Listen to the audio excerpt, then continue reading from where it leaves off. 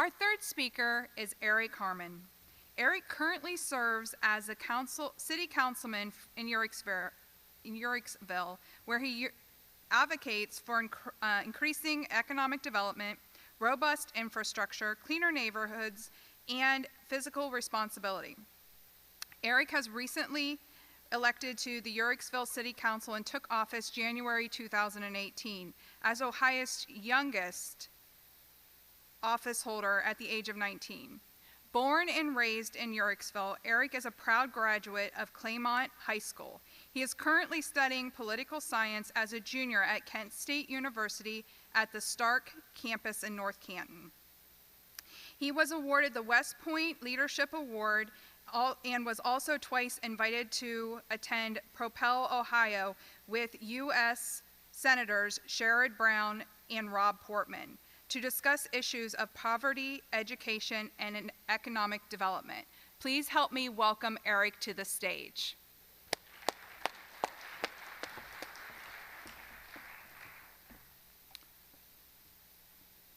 Good morning. There's an old quote that says, "Train up an individual in the way he should go, and when he is old, he will not depart from it." Powerful words to think about. Anyways, it's a line I thought about when writing this presentation because I'm reminded of the importance of shaping and helping those around us nearly every day in my work in public service. My name's Eric Harmon. I currently serve as a city councilman in the city of Uricsville, where I was elected at age 18 as a freshman in college. I graduated in 2017 from Claymont High School, and I'm also currently a junior at Kent State University, where I major in political science. Outside of the classroom and City Hall, I'm a very active member in the Clayland Lions Club, Twin City Chamber of Commerce, and I also serve as secretary of the Claymont Foundation. My story is very unique because growing up, I wasn't always the kid that wanted to be president of the United States all my life, or really even go into politics for that matter. Like many of you, I wasn't exactly sure what I wanted to do when I graduated high school. Before my junior year of high school, I thought I wanted to move away and go to college and eventually come home and teach in a classroom or maybe even go into business. You see, like many of you, I came from small town Appalachia where, I had very strong family ties. And when I thought about what to write about today, I thought about a lot of different things. But mostly I thought that it comes down to your roots and who you are as a person and what you're all about. I also think that who I am today is a product of what I learned. I didn't learn it from government. I didn't learn it from people in elected office. Didn't learn it from any of them. I learned those lessons from my family, my parents. I grew up in the early 2000s and graduated in 2017. I remember taking a huge risk by running to get elected to city council during my senior year of high school at age 18. While many people thought it was a great idea and were very supportive initially, not all were pleased with the thought of an 18-year-old in high school running a town with, a budget the size of about $4.7 million. Some people weren't comfortable with it.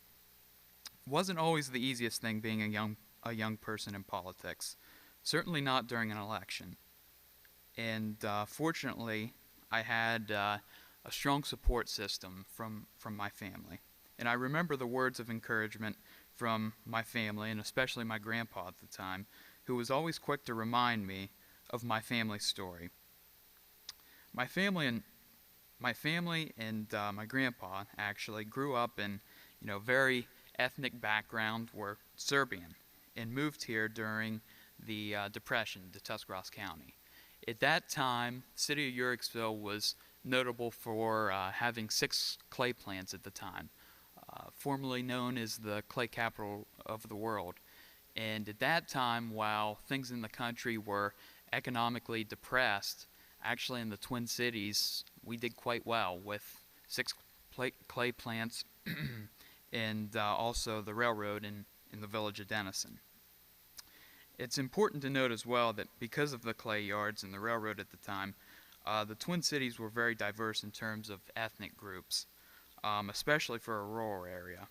I remember my grandpa would always tell me that Serbians, Italians, they never got promoted in the railroad or in the clay yards.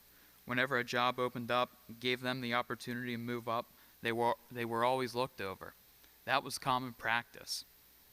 That was that was the hiring practices back then. You see, my grandpa's point to me was that, there are different divides and factions of people, and they're all different in the end, but when you sit down and look at those differences, we really are the same.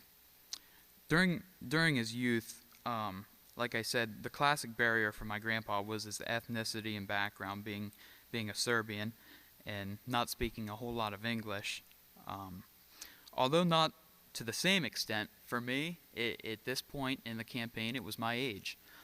So some people saw me as being too young, and because of that, I was, at times looked over because of my age. It was just a different day with a different group of people.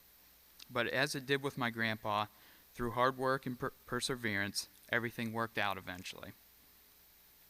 Today, like I said, Serbian, Italian, Slovak doesn't really mean much anymore. And despite some negativity from a few, after running a campaign focused on real issues, everything ended well and worked out in my favor, and I was blessed to get elected as the youngest office holder in the city of Yorksville in the state of Ohio at the time, as a freshman in college. The moral of the story is, show me a successful individual, and I'll show you someone who had positive influences in his or her life. I don't care who you are or what you do for a living. If you do it well, I'm betting there was someone cheering you on or showing you the way. For me, that was my family, and that was my grandpa. A person's future is what they make it. We're all destined to leave some kind of mark, and I truly believe that. We're all meant to walk a certain path at a certain time in a certain direction for a certain purpose. I believe that too, but I also believe that we miss our mark from time to time. And with that being said, I think that we all need people around us, and we all need to surround ourselves with good influences that will push us in the right direction. And that's what I'm here to talk to you today about, is about that push or that helping hand we've all had to reach for in order to get where we're at to where we're going. I've had that push in my life, going back as far as I can remember. So have the other folks that you've heard from and will hear from today. Athletes, actors, doctors, lawyers, politicians, or even business leaders. They've had the guidance of someone or something at some time or another, and they've built on that guidance and internalized it and made it their own. After all, you don't get to the top of your game, to the top of your field, or to the top of the charts entirely on your own.